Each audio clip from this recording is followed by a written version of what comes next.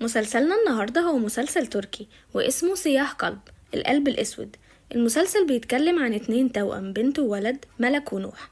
الاتنين مامتهم سابتهم بعد ولادتهم على طول وهم لسه أطفال علشان تروح تتجوز واحد غني علشان فلوسه. وبعد ما بتعدي سنين وبيكبر التوأم بيعرفوا مين هي أمهم الحقيقية، وبيحاولوا يعرفوا مكانها وبيروحوا لها فعلا علشان يعرفوا هي ليه سابتهم وهم صغيرين. ويلا بينا نبدأ عشان نعرف القصة. بيبدأ مسلسلنا مع شخصية سمرو وهي بتولد في البيت، واللي بتعرف في وقت الولادة انها حامل في 2 توأم، مش حامل في طفل واحد بس، واللي هما ملك ونوح.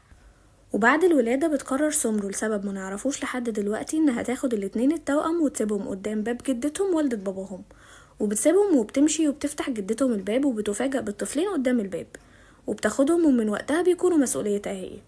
وبتعدي الأيام والسنين وبيكبر ملك ونوح وهما لسه عايشين مع جدتهم، وبتكون هي الوحيدة اللي باقية لهم. وبنشوف حياة الفقر اللي هما عايشينها لدرجة ان صاحب البيت اللي هما قاعدين فيه بيكون عايز يطردهم منه علشان يهدوا ويبني مكانه حاجة جديدة. ملك اللي بتجهز علشان تروح لشغلها بتشوف صورة واقعة على الأرض جدتها كانت مخبياها، ولما بتبص ورا الصورة بتقرأ اسم باباها ومامتها، وبتعرف ان هي دي مامتها اللي سابتهم من سنين. وقتها جدتها بتشوفها وبتفضل ملك تسألها أسئلة كتير عن مامتها وهي ليه فضلت مخبية عنهم الصورة دي، لكن جدتها ما بتردش عليها وبتتعب. وعلى الناحية التانية بتكون سمرو أم نوح وملك عايشة حياتها ومش حاسة بأي حاجة خالص من اللي هم بيعانوا منها.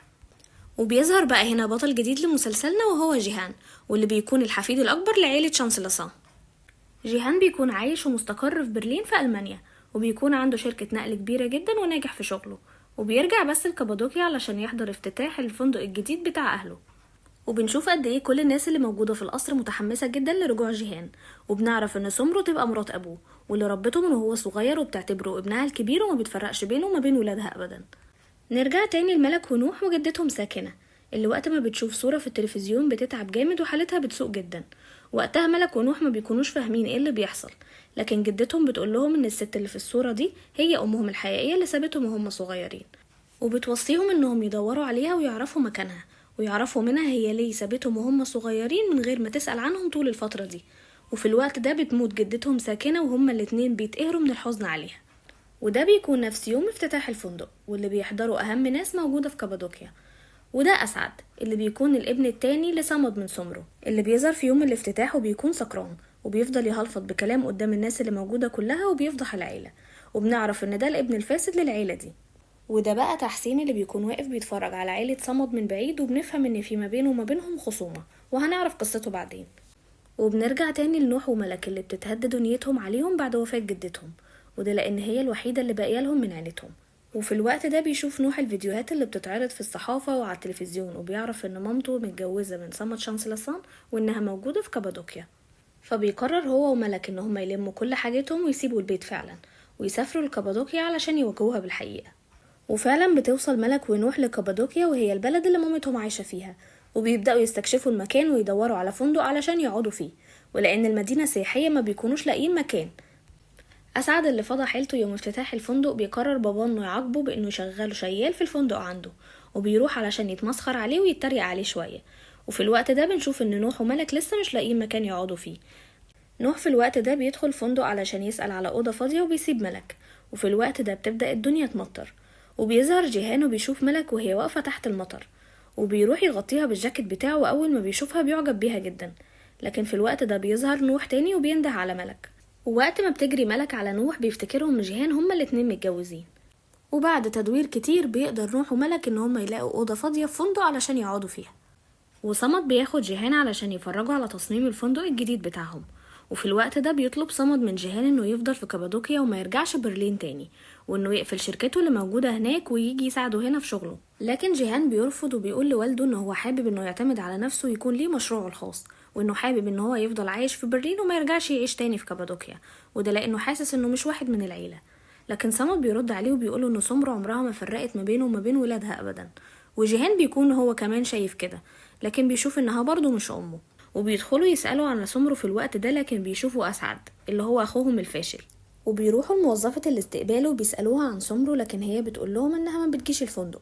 بيحاولوا ياخدوا رقم تليفونها لكن الموظفة بترفض، وبتطلب منهم ان هم اللي يسيبوا رقمهم عشان تخليها تتواصل معاهم. وفي الوقت ده جيهان بيشوف ملك ونوح وهم خارجين من الفندق، ودي بقى تبقى حكمت اخت صمد، واللي بتتكلم مع بنتها سيفيلاي وبتحاول تقنعها انها لازم تتجوز جيهان ابن صمد، وان ده الحل الوحيد علشان يفضلوا عايشين في القصر ويكونوا من اصحاب الاملاك. ودي تبقى السيدة نهاية اللي هي ام سمرو، واللي بتكون شاكة ان صمد واخته حكمت بيحاولوا يتجوزوا جيهان وسيفيلاي، وبتسأل سمرو علشان تتأكد منها اذا كان عندها معلومة عن الموضوع ده. ودي تبقى هاركة، واللي هي البنت التانية والصغيرة لصمد وسمرو، ويعني بتكون هاركة ما تتخيرش عن اخوها اسعد كتير. وبنعرف ان هاركة واسعد هما الاخين لملك ونوح من الام سمرو. وبتتجمع العيلة كلها على العشاء علشان يودعوا جيهان اللي خلاص راجع لبرلين، لكن اسعد بيقرر ان هو محتاج يخرج مع اصحابه، وبيقول لوالده الكلام ده، فبيتعصب عليه جدا وبيفضل يهزقه قدام العيلة كلها. فبيقوم اسعد وبيسيب الترابيزة وبيمشي. وفي الوقت ده بيكون نوح وملك واقفين قدام القصر بيحاولوا يدوروا على طريقة علشان يدخلوا يقابلوا بيها سمرو. حكمت بقى بتحاول تستغل الفرصة وبتفتح موضوع الجواز مع جيهان، وبتحاول تلمح ان هي قصدها ان هو يتجوز بنتها. وفعلا بيفهم جيهان التلميح، لكن بيستغرب جدا، وده لانه شايف سيفيلاي زي اخته وهم متربيين اساسا مع بعض من وهم صغيرين. وبعد العشاء جيهان بيقرر انه يتكلم مع سيفيلاي علشان يحاول يفهم الكلام اللي عمته فضلت تلمح بيه، وبيقول لها ان هو عمره ما شافها حاجة غير انها اخته، وان هو استحالة يتجوزها.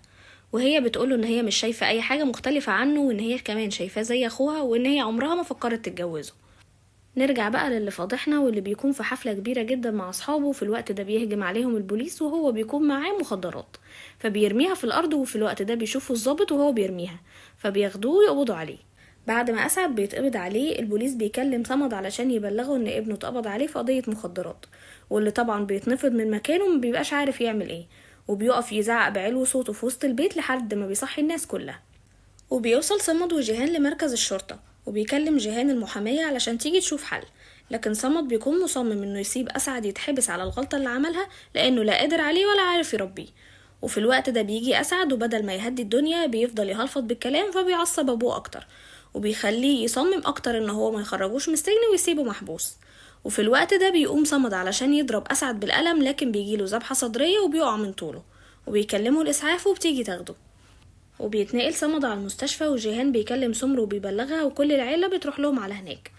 وتاني يوم بتكون البلدة كلها عرفت اللي حصل لصمد شانسلاسان، ونوح بيعرف هو كمان، فبيقرر انه يروح للمستشفى علشان يشوف ايه اللي حصل، وبيبقى متأكد انه هيقابل سمر هناك. في الوقت ده صمد بيتكلم مع جيهان وبيقوله ان الموضوع مش مجرد ذبحة صدرية وخلاص، وان هو كان عيان من قبل كده وكان عارف، وانه عنده سرطان في الرئة، وان الدكاترة قالوا له انه خلاص ما قداموش كتير. وصمد بيستغل الموضوع ده علشان يضغط على جيهان في حاجتين. الحاجة الأولى انه يقنعه انه يفضل موجود في تركيا وما يسافرش برلين تاني علشان يدير الأعمال من بعده، والحاجة التانية انه يقنعه ان هو يتجوز من سيفيلاي بنت أخته. وبيفاجئ صمد جيهان بمفاجأة جديدة، وبيقوله ان عيلتهم عليها ديون كتيرة جدا، وان محدش يعرف اي حاجة عن الموضوع ده، وان هما لو ما سددوش الديون دي البنك هيحجز على كل ممتلكاتهم. وفي الوقت ده نوح بيقابل سيفيلاي اللي بيعجب بيها من اول مرة بيشوفها فيها. وبنرجع تاني لصمد اللي بيكمل كلامه مع جيهان، وبيقوله ان الحل الوحيد علشان يحافظوا على ممتلكاتهم ان هو يتجوز سيفيلاي، وده لان ابوها اللي هي اصلا ما تعرفش ان هو ابوها غني جدا، وانه قدامه ايام ويموت، وبعد ما يموت هي اللي هتورثه، وبالتالي هيكون هو ده الحل الوحيد علشان ياخد الفلوس ويسدد بيها ديونه. صمد اللي كان مخبي موضوع مرضه عن عيلته بيقعد معاهم وبيحكي لهم كل حاجة، وبيقول لهم ان هو بدأ العلاج بالفعل، وان هو الحمد لله بدأ يخف، وما بيقولهمش ان هو قدامه ايام زي ما قال لجيهان ولا حاجة. وبعد ايام صمد بيخرج من المستشفى وبيرجع على البيت، واول حاجة بيعملها انه بيطلب ان العيلة كلها تتجمع علشان يقول لهم حاجة مهمة جدا. الحاجة الاولى وهي ان جيهان قرر انه مش هيرجع لبرلين تاني، وهيفضل موجود في تركيا علشان يمسك كل اعمال باباه ويديرها هو ويشيل عنه الحمل شوية. اما الحاجة التانية بان جيهان قرر ان هو يخطب سيفيلاي بنت عمته، وان هما الاتنين هيتجوزوا.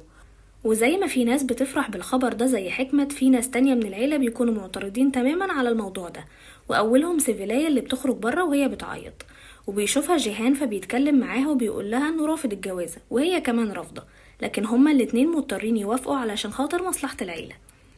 سمرو بتكون متضايقة ان جوزها خبى كل ده عليها وما خدش رأيها في موضوع جواز جيهان وسيفيلاي، لكن امها بتكون في حتة تانية خالص، وشايفة ان كده جيهان هيكوش على كل حاجة وولادها يطلعوا من المولد بلا حبوس. صمد اللي ما صدق ان ابنه قرر انه ما يرجعش لبرلين ويدير معاه الشغل، بياخدوا جولة في الشركات والفنادق بتاعتهم، وبيعرف الموظفين عليه، وبيكون فخور جدا بيه، وبيقول لهم ان هو اللي هيدير الشغل بعد كده.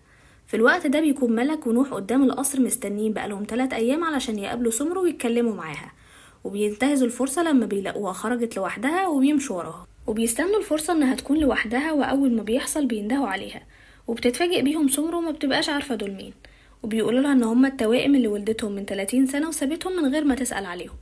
سمر بتتجمد وما بتبقاش عارفة ترد، لكن بتحاول تستجمع شجاعتها وبتقول لهم ان هما مش ولادها، وبتلف وبتمشي وبتعمل نفسها ما تعرفهمش. وبس كده، المسلسل من اكتر المسلسلات المشوقة اللي بتتعرض دلوقتي، ونزل منه 4 حلقات لحد دلوقتي، وبتتعرض كل حلقة جديدة يوم الاربع وبتنزل مترجمة يوم الخميس. اتفرجوا عليه علشان تعرفوا اللي هيحصل، وسمرو هتعترف بيهم ولا لا، وايه السبب اللي خلاها تسيبهم اصلا، وخلونا نعرف مع بعض. وما تنسوش تعملوا لايك وسبسكرايب وتفعلوا زر الجرس عشان يجيلكوا كل جديد. باي.